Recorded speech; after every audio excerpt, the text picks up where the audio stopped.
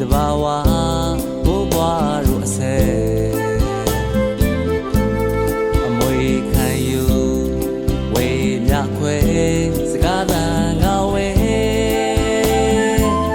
အရှိတောင်စင်တွေရှိခဲ့ပါတဲ့သေးဝေးတမြေမှာရောက်သွားလေမမေ့နိုင်မှာမြစ်တန်လွင်ဒီဘက်မခါစီးစင်းဆဲအမြဲရင်မစဲ